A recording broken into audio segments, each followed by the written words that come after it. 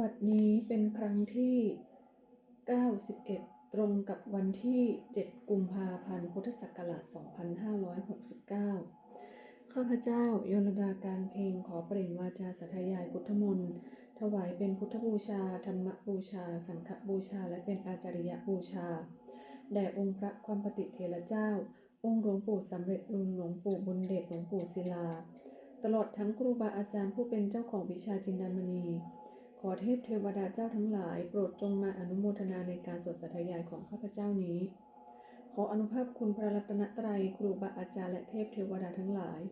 โปรดจงบันดาลให้จิตของข้าพเจ้าเป็นสมาธิอันควรแก่การสวดสาธยายมนต์ต่อไป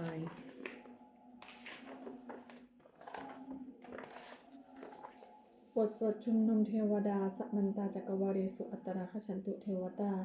สัทธมังมุนิราชสะสุนันตุสักขโมคทังสักเคกาเมจรูเปคิริสิกขรตเตจันตะลิเขวิมาเนทีเปรัตเถจคาเมตรุวันนคหเนเคหวัตถุมหิเคเตภุมมาจยันตุเทวาชลทะลวิสเมยะกันทพนาคาติทันตาสันติเกยังมุนิวรวัจนังสาธโวเมสุนันตุธรรมสวนะกาลุอายัมปทันตาธรรมสวนะกาลุอายัมปทันตาธรรมสวนะกาลุอายัมปทันตาบทสวดนมักการสิทธิคาถานะโมตัสสะภะคะวะโตอะระหะโตสัมมาสัมพุทธัสสะนะโมตัสสะภะคะวะโตอะระหะโตสัมมาสัมพุทธัสสะนะโมตัสสะภะคะวะโตอะระหะโตสัมมาสัมพุทธัสสะบทสวดสัจจกิริยาคาถานัตถิเมสรณังอัญญังพุทโธเมสรณังวรังเอเตนะสัจจวัชเชนะโสติเมโหตุสัพพทานัตถิเมสรณังอัญญังธัมโมเมสรณังวรังเอเตนะสัจจวัชเชนะโสติเมโหตุสัพพทานัตถิเมสรณังอัญญังสังโฆเมสรณังวรังเอเตนะสัจจวัชเชนะโสติเมโหตุสัพพทาบทสวดมหากรุณิโกนาโถติอาธิกาคาถามหากรุณิโกนาโถอัฏฐายสัพพปานินังปูเรตวาปรมีสัพพะปัตโตสัมโพธิมุตตมังเอเตนะสัจจวัชเชนะมาหุนตุสัพพุปัทถวามหากรุณิโกนาโถหิตายสัพพปานินังปูเรตวาปรมีสัพพะปัตโตสัมโพธิมุตตมังเอเตนะสัจจวัชเชนะมาหุนตุสัพพุปัทถวามหากรุณิโกนาโถสุขายสัพพปานินังปูเรตวาปรมีสัพพะปัตโตสัมโพธิมุตตมังเอเตนะสัจจวัชเชนะมาหุนตุสัพพุปัทถวาบทสวดมหาสมัยสูตรเอวังเมสุตังเอกังสมัยังภควาสักเกสุวิหรติกะเปลาวัตถุสมิงมหาวเนมหาตาภิกขุสังเกนะสทิงปัจจมัตเตหิภิกขุสเตหิสัพเพหิวะอรหันเตหิทัสหิจโลกธาตุหิเทวตาเยปุเยนะสันนิปริตาหุนติภควันตังทัสนายาภิกขุสังคัญจะอรโภจตุนังสุทธาวาสกายิกานังเทวานังเอตทังโหสิอายังโขภควาสักเกสุวิหรติกะเปลาวัตถุสมิงมหาวเนมหาตาภิกขุสังเกนะสติงปัจจมัตเตหิภิกขุสเตหิสัพเพหิวะอรหันเตหิทัสหิจโลกธาตุหิเทวตาเยปุเยนะสันนิปติตาโหติภควันตังทัสนายาภิกขุสังคัญจะยานุนามยัมปิเยนะภควาเตนุปสังกเมยมะอุปสังกมิตวาภควโตสันติเกปัญเจกคาถาภาเสยมติอาตโปตาเทวตาสยทัปปินามะพลวาปุริโสสมิชิตังวาพหังปัสสาริยปัสสาลิตังวาพหังสมิเชยะเอวะเมวสุทธาวาเสสุเทเวสุอันตรหิตาภควโตปุระโตปตุระหังสุอัตโปตาเทวตาภควตังอภิวาเทตวะเอกมันตังอัตถสุเอกมันตังทิตาโกเอกาเทวตาภควโตสันติเกอิมังคาดังอภาสิมหัสมโยปวนัสมิงเทวกายสมาคตาอาคตมะอิมังธรรมสมัยังทักขิตาเยวะอัปปราชิตสังคันติอาตโกอัปปราเทวตาภควโตสันติเกอิมังคาดังอภาสิตัตตระภิกขโวสมาทหังสุจิตังอัตโนอุชุกะมังคังสุจารถิวะเนตานิกาเหตวะอินทาริยานิลักขันติปันทิตาติอาตโกอัปปราเทวตาภควโตสันติเกอิมังคาดังอภาสิเชตวะกีลังเชตวะปริคังอินทคีลังอุหัจจมเมชาเตจันลันติสุทธาวิมัลลาจักขุมัตตาสุตันตาสุสุนาคาติอาตโกอัปปราเทวตาภควโตสันติเกอิมังคาดังอภาสิเยเกจิพุทธังสรณังคตาเสนเตคามิสันติอปายภูมิงปหายมนุสังเทหังเทวกายังปาลิกุเลสันติติอาตโกภควภิกขุอมันเตสิเอปุเยนะภิกขเวทัสสุโลกธาตุสุเทวตาสันนิปติตาโหติตถาคตังทัสนายาภิกขุสังคัญจะเยปิเตภิกขเวเอหิสุงอติตัมมัทธานังอรหันโตสัมมาสัมพุทธาเตสัมปิภควันตานังเอตปรมาเยวะเทวตาสันนิปติตาอหิสุงเสยทัปปิมยังเอตระหิเยปิเตภิกขเวภวิสันติอนาคตัมมัทธานังอรหันโตสัมมาสัมพุทธา เตสัมปิภควันตานังเอตปรมาเยวะเทวตาสันนิปติตาภวิสันติเสยทัพปิไมหังเอตระหิอาจิคิสามิภิกขเวเทวกายานังนามานิกิตยิสามิภิกขเวเทวกายานังนามานิเทถิสามิภิกขเวเทวกายานังนามานิตังสุนาทะสาธุกรรมนะสิกโรดภาสิสามิติเอวะมันเตติโกเตภิกขุภควโตปัจจสุสงภควาเอตะธโมจะ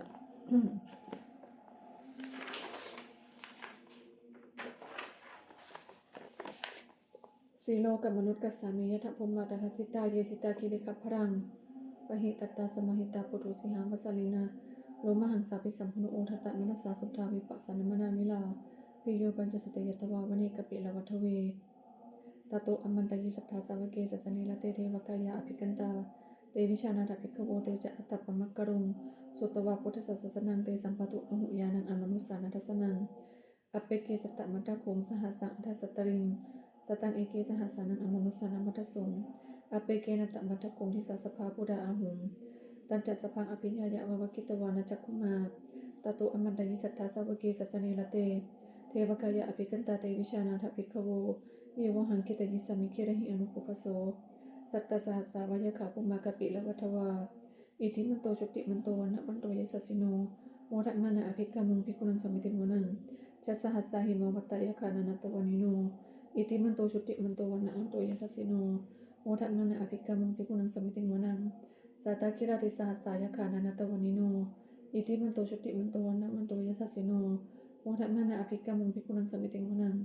อิเจเตโสรสสหัสสายคานานัตตวานิโนอิทิมันโตชุติมันโตวนะมันโตยสัสสิโนโมทัมมานะอภิกามุงภิกขุนังสมิติโมนังเวสามิตาปัญจสัตตายคานานัตตวานิโนอิทิมันโตชุติมันโตวนะมันโตยสัสสิโนโมทัมมานะอภิกามุงภิกขุนังสมิติโมนังโกภิโรราชกหิโกเวปุลสะนิเวสนังเวโยนังสตะสหัสสังเยกานังปยรุปัสสติโกภิโรราชกหิโกสุปะคสมิติโมนังปุริมันจัตถิสังราชาทัตตะโตปัสสสติขันธพานังอธิปติมหาราชายสัสสิโสอุตตปิตัสสะภะโวยนะนามามัพพลาอิทิมันโตชุติมันโตวันนะวันโตยสัสสิโนโมทัมมานะอภิกามุงภิกขุนังสมิติโมนังทักขินันจัตถิสังราชาวิรุดังโหตปัสสสติคุมพันธานังอธิปติมหาราชายสัสสิโสอุตตปิตัสสะภะโวยนะนามามัพพลา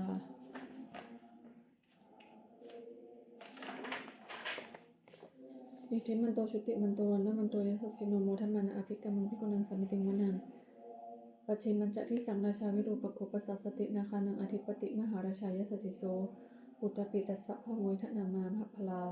อิทิมันโตชุติมันโตนะมันโตยสัสสิโนโมทัมมานะอภิกามุงภิกขุนังสมิติโมนังอุตตรัญจะที่สังราชากุเวโรตปัสสสติยัคขานังอธิปติมหาราชายสัสสิโสอุตตปิตัสสะภะโวยทนามามัพพลาอิทิมันโตชุติมันโตนะมันโตยสัสสิโนโมทัมมานะอภิกามุงภิกขุนังสมิติโมนังปุริมัติสังทัตตะโตทักขิเนนาวิรุณโกปัจฉิเมนาวิรูปโกกุเวโรอุตตรังทิสังจัตตารโรเตมหาราชาสัมมันตาจตุโรทิสาทันทัลละมนะอัตถังสุวรรณิกปิลวัฏเวเตสังมายามิโนทัสสะอากูวันจนิกาสถามายากุเตนุเวเตนุวิภูจะวิภูโตสหจันทนุกรรมเสถุจะกินนุคันโทนิคันหุจะปานาโทอุปมัญญุจะเทวสุโตจมันตะเลจิตตเสนุจะคันทโพรารุราชาชโนสโพอาคูปัญจสิกโกเจวติมพารุสุริยวัชสาเอเตจันเยจราชโนคันทภาสหราชุภิโมทัมมานะอภิกามุงภิกขุนังสมิติโมนังอาทาโคนภาษานาคาวีสาลาสหราชกากัมพลสัตตระอากูปายาคาสหญาภิยามุนาทัตตระตัจจะอากูนาคายสัสสิโนเอลาวันโนมหานาโคสุปะคสมิติโมนังเยนาคราเชสหัสสารันติทิปาริชาปกิวิสุทธจักขูเวหายสเตวนามัชปตาจิตตลาสุปันนาอิติเตสนามังอภยันตธานาคราชานมัสสิสุปันนโตเขมุมมะกาสิพุทโธสันหหิวจาหิอุปวหยันตานาคาสุปันนาสารนมกังสุพุทธังชิตาวชิลหัตเถนะสมุทังอสุราสิตาภัตโรวสวัสสิติอิทิมันโตยสัสสิโนกาลกัญชามหาปิสมาอสุราธนาเวคสาเวปจิติสุจิติจัปปหารโทนโมจิสหสัตตัญจัปปริปุตตานังสเพเวโรจนัมมกาสันเนหิตวาปลิงเสนังลาหุปัตตมุปปาขมุงสมโยธานิปทันเตภิกขุนังสมิติโมนัง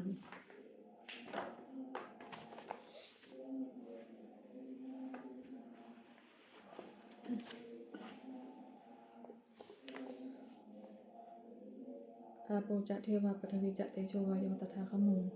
วรุณาวรุณาเทวาโสโมจะยัสสาสหะเมตตากรุณากนิกาอากุเทวายสัสสิโนทัสเสเตทัสสะกายสเพนานัตตวานิโนอิทิมันโตชุติมันโตนะมันโตยสัสสิโน โมทัมมานะอภิกรรมุงภิกขุนังสมิติงวนังเวนทูจะเทวาสหลีจะสมาจะทุเวยมาจันทโสปนิสาเทวาจันทมากุปุรคิตาสุริสุปนิสาเทวาสุริยมากุปุรคิตานักกัตตานิปุรคิตวะอากุมันทวลหกาวสุนังวสโมเสโทสโกปะคปุรินโททัสสิเตทัสทากายสเพนันตวันิโนอิทิมันโตชุติมันโตวันนะมันโตเยสสิโนโอทัมมานะอภิกรรมุงภิกขุนังสมิติงวนังอาทาคุสังโพเทวาจารมคิสิการิวะอาริทากาจโรชาจะอุมาปุพนิภาสิโนวัลุนาสะธรรมะจะอตุตตะจะอเนจกาสุริยลุจิลาอาคุอาคุวาสะมณีสิโนทัสเสติทัสทากายสเพนันตวันิโนอิทิมันโตชุติมันโตวันนะมันโตเยสสิโนโอทัมมานะอภิกรรมุงภิกขุนังสมิติงวนังสัมมานามหาสัมมานามนุสสามนุสุตตมากิทาปทุสิกาอาคุมโนปทุสิกาอาทาคุหรโยเทวายจะโลหิตวาสิโนปรคามหาปรคอาคุเทวายสสิโนทัสเสเตทัสทากายสเพนันตวันิโนอิติมันโตชุติมันโตวันนะมันโตเยสสิโนโมทัมมานะอภิกรรมุงภิกขุนังสมิติงวนังสุกากรุมหะอรุณะอาคูเวคณสาสหะโอทัตตะขยหะปาโมคะอาคูเทวาวิจักขณาสถามัตตาหารักชามิสกาจายสสิโนธนายังอาคาปัจจุโนโยทิสาภิวัสติทัสเสเตทัสทากายสเพนันตวันิโนอิติมันโตชุติมันโตวันนะมันโตเยสสิโนโมทัมมานะอภิกรรมุงภิกขุนังสมิติงวนังเขมิยาตุสิตายามากัตกาจายสสิโนสัพพิตกาลามาเสถาโชตินามาจะอาสวานิมมานารติโนอาคูอัฏฐาคูปรินิมิตาทัสเสเตทัสทากายสเพนันตวันิโนอิติมันโตชุติมันโตวันนะมันโตเยสสิโนโมทัมมานะอภิกรรมุงภิกขุนังสมิติงวนังสเตเตเทวนิกายาสเพนันตวันิโนนามันนวเยนะอคันจุงเยเจเนสติสาสหะปวุฒชาติมัคคิลังโอคตินัมมนะสวังทักเขโมคตรังนาคังจัตังวะอสิตาติตังสุปรมาปรมัตโตจัพุตตะอิทิมโตสหะสันนังกุมโรติโสจัสโสปะคัสสมิติงวนังสหัสสะพรหมโลกานังมหาพรหมทิฏฐิตติอุปปันโนชุติมันโตภิสมกายโยยัสสสิโสทัสเสตะอิสระอากุปัญเจขาวาสวัตติโนเตสัญจะจโตอาคาหาลิโตปริวาลิโตเตจะสัพเพอภิกันเตสินทิเรเวสัพพมเกมาราสินะอภิกามิปัสสะคันหัสสะมัทิยังเอทะคณทะปันทะลาเกนะพันธมัตุโวสัมมันตาปริวาเลทะมาวมุจิตะโกจินังอิติตัทธะมหาเสโนกันหะเสนังอเปสยิปานินาตลมหะจัสรังกตวานเพระวังยะถาปาวุสโกเมโกธนายันโตสวิชุโกตถาโสปัจจุทาวติสัมพุทโธอสยังวเสตัญจสัพพังอภิญญายะวะกิตวานะจักกุมาตโตอามันตยิสัทธาสวะเกสสเนระเตมารเสนะอภิกันตาเตวิชานาถภิกขโวเตจะอาตปะมักกรุงสุตตวาพุทธสัสสนังวีตละเคหิปกามงนิสังโนมปิอินชยุงสัพเพวิชิตสังฆามาพยาติตายาสสิโนโมทันติสาโพเตหิสาวกาเตชะเนสุตตาติวสวดจุลชัยประกรณ์นะโมเมพุทธเตชะสารตนัตยะธรรมิกาเตชะปสิทธิปสิเทวานารายปรเมสุราสิทธิปรมาจะอินทาจะจตุโลกาคัมภีรคกาสมุทาภูตุงคังคาจะสัพพมชัยปสิทธิภวันตุเตชัยชัยทลนิอุทธินาทีชัยชัยข้าคนละตุลนิสัยนี้ได้ใส่เสนาเมรุราชพลนราชีชัยคัมภีรสมพีนาเกธนาคีปีศาจภูตกาลีชัยทุนีมิตาโรคีชัยสิงคีสุธาธานมุขชาชัยวรุณมุขสัตราชัยจำปาทินาคกุลคันทกะ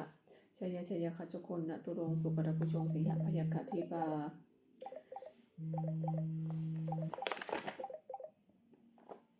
ชัยวรุณมุขยตาชิตะเสนารีปุณสุทธินรดีชัยสุขาชีวีชัยธรณีตะเลสทาสุชัยาชัยธรณีสันตินสทาชัยมังกรดัญญาภวเคชัยวรุณยักเขชัยรักเสสุรภูชเตชาชัยพระมีนทคณะชัยราชาธิราสัจชัยปัทวิงสัพพังชัยอรหันตาปัจเจกพุทธสาวังชัยมหิสุโรหโรหรินเทวาชัยพระมาสุลโคชัยนาโกวิรุณหโกวิรูปโกจันทิมาดาวิอินโหจะเวนะเตโยจะโกเวโลวรุโนปิจะอากิวายโยจะปาชุนโหกุมาโลทัตตรัตโกอัฏฐารสมหาเทวาสิทธิตาปัสสะอาทโยอิสิโนสวากาสัพพชัยรามโมภวันตุเตชัยธรรมโมจักสังโฆจักทัสสะปาโลจักชัยกังเอเตนะชัยเตเชนะชัยโสติภวันตุเตเอเตนะพุทธเตเชนะโหตุเตชัยมังคลังชัยโยปิพุทธสัสสิริมัตโตอายังมารัสสัจจปาปิมัตโตปราชโยอุโกสยามโพธิมันเท ปโมทิตาชยตถาปรมคณามหิสิโนชยโยปิพุทธสัสสิลิมโตอายังมารสัจจปาปิมโตปราชโยอุโคสยัมโพธิมันเทปโมทิตาชยตถาอินทคณามหิสิโนชยโยปิพุทธสัสสิลิมโตอายังมารสัจจปาปิมโตปราชโยอุโคสยัมโพธิมันเทปโมทิตาชยตถาเทวคณามหิสิโนชยโยปิพุทธสัสสิลิมโตอายังมารสัจจปาปิมโตปราชโยอุโคสยัมโพธิมันเทปโมทิตาชยตถาสุปันนคณามหิสิโนชยโยปิพุทธสัสสิลิมโตอายังมารสัจจปาปิมโตปราชโยอุโคสยัมโพธิมันเทปโมทิตาชยตถานาคคณามหิสิโนชยโยปิพุทธสัสสิลิมโตอายังมารสัจจปาปิมโตปราชโยอุโคสยัมโพธิมันเทปโมทิตาชยตถาสัพพมคณามหิสิโนชยันโตโพธิยาโมเนสกยานังนันทิวัฒโนเอวังตวังวิชยโยหงหิชยสุชยมังคะเลอปราชิตปลังเกสีเสปัทวิปุคะเลอภิเสเกสัพพพุทธานังอัคคปโตปโมทติสุนัขตังสุมังคลังสุปภัตตังสุโหติตังสุขโนสมุหโตจัสุยิทังพระมจาริสุปัทกินังกายกัมมังวาจากัมมังปัทกินังมโนกัมมังปณิทิเตปัทกินานิกัตตวานาลพันตเตปัทกิเนเตอัฏฐรัตถาสุขิตาวิรุณหาพุทธสัสเนอโรคาสุขิตาโหทะสหสัพเพหิญาติภิสุนันตุโพนโตเยเทวะอัสสมิงธานิอธิคตาเทขายุกาสทังโหนตุสุขิตาโหนตุสัพพทา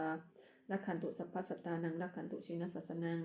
ยากาจิปัฏฐนาเตสังสเพปุเรนตุมโนรถายุตตะกาเลปวัสสันตุวสังวสาวราหกา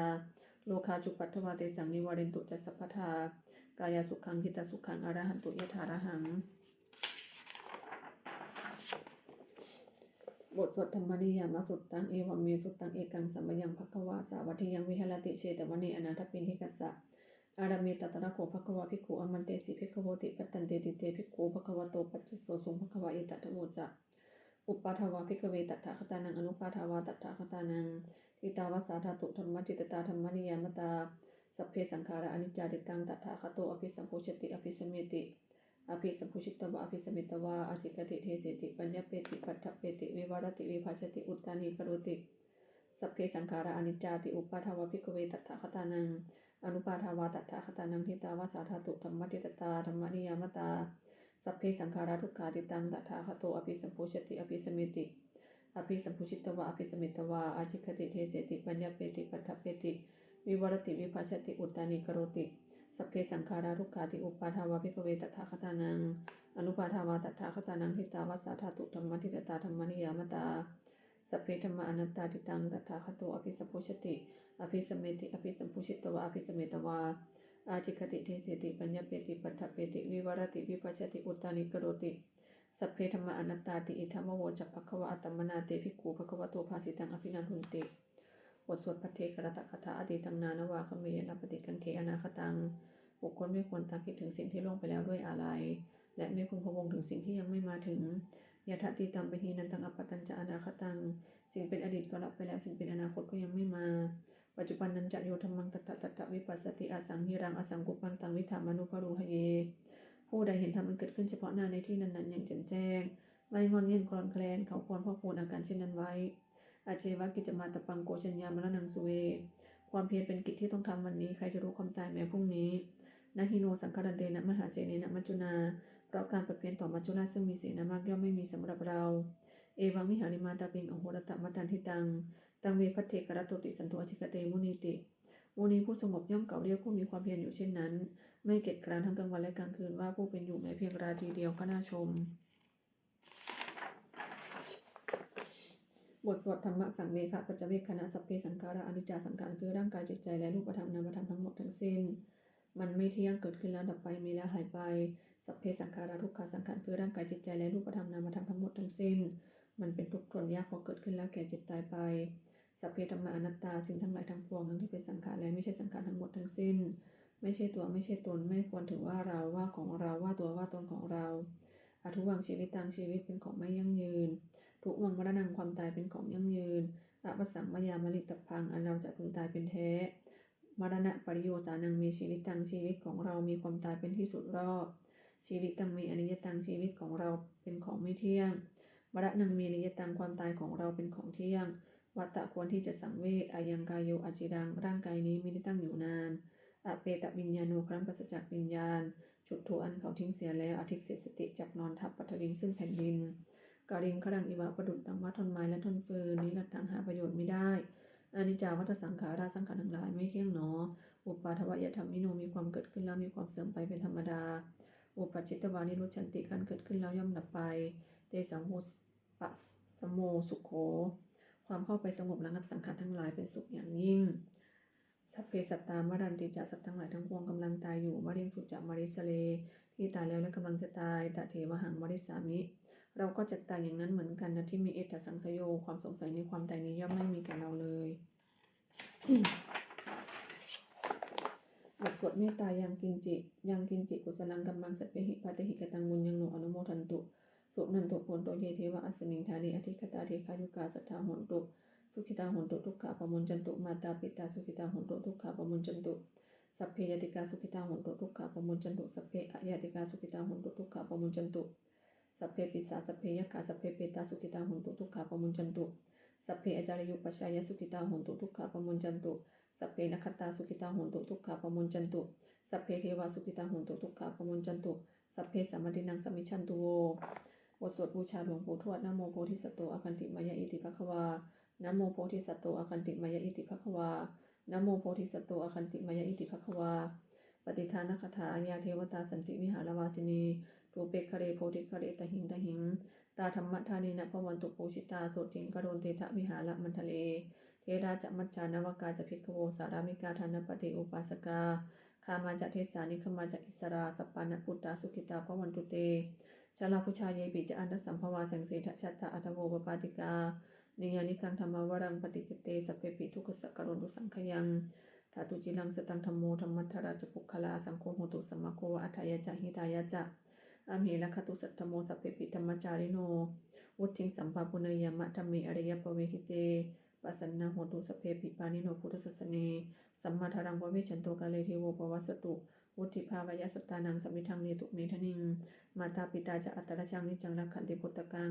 เอวังธรรมินาราชานุปัจจังรักขันตุสัพพทาเทวตาวิโยชนะคาถาทุกขปัตตาจนิทุกขาพยปัตตาจนิพยาโสกปัตตาจนิโสกาโหตุสัพเพปิปานิโนเอตาวตาจะอเมหิสัมปะตังบุญญาสัมปทังสัพเพเทวานุโมทันตุสัพพะสัมปติสิทธิยาทานังทันตุสัจจาละทานังทันตุสัทธายะสีลังลักขตุสัพพทาภาวนาพิรตาโหตุขจันตุเทวตาคตาสุมังคลคาถาโหตุสัพพังสุมังคารังลักขตุสัพพเทวตาสัพพพุทธานุภาเวนะโสติโหตุนิรันตรังโหตุสัพพังสุมังครังลักขันตุสัพพเทวตาสัพพธรรมานุภาเวนะโสติโหตุนิรันตรังโหตุสัพพังสุมังครังลักขันตุสัพพเทวตาสัพพสังฆานุภาเวนะโสติโหตุนิรันตรังสัพเพพุทธาภลปัตตาปเจกนันจะยังพลังอรหันตานันจเตเชนะระขังพุทธาวิสัพพโส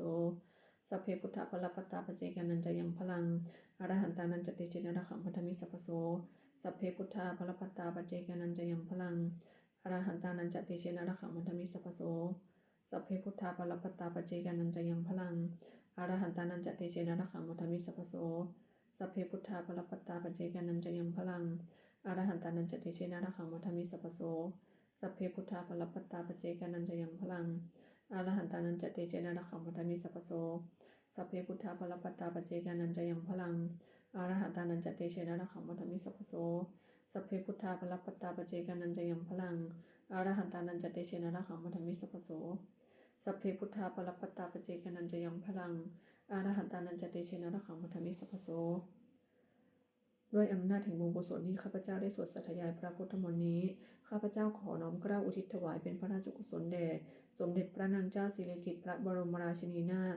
พระบรมราชชนนีพันปีหลวงผู้เสด็จสู่สวรรคาลัยขออานิสงส์แห่งบุญกุศลนี้จงเป็นสัพพสิริมงคลแก่ข้าพเจ้าโยลดากลางเพ็งและครอบครัวให้แคล้วคลาดปลอดภัยจากทุกโศกโรคภัยอันตรายทั้งปวงให้มีแหล่งรายได้อันสุจริตมั่นคงเป็นสัมมาอาชีพอันชอบธรรมคำว่าไม่มีอดอยากยากจนขออย่าได้มีแก่ข้าพเจ้าขอให้ข้าพเจ้ามีสัมมาทิฏฐิตั้งมั่นในพระธรรมคำสอนแห่งองค์สมเด็จพระสัมมาสัมพุทธเจ้าดำรงอยู่ในความดีงามตลอดกาลนานอีกทั้งขอเทพเทวดาทั้งหลายผู้ได้อนุโมทนาสาธุการในบุญกุศลนี้โปรดประสิทธิ์ประสาทพอน้อมส่งอนุภาพแห่งมงคลไปสู่วัตถุมงคลพระปิตายอดเศรษฐีทั้งฝ่ายไทยและฝ่ายลาวรวมถึงวัตถุมงคลทั้งปวงที่30อโมเลตได้จัดสร้างขึ้น ให้เปี่ยมด้วยพุทธานุภาพเทวานุภาพและฤทธานุภาพอันศักดิ์สิทธิ์อำนวยผลให้เป็นสิริมงคลแก่ผู้ครอบครองและผู้บูชาทุกประการเทอญ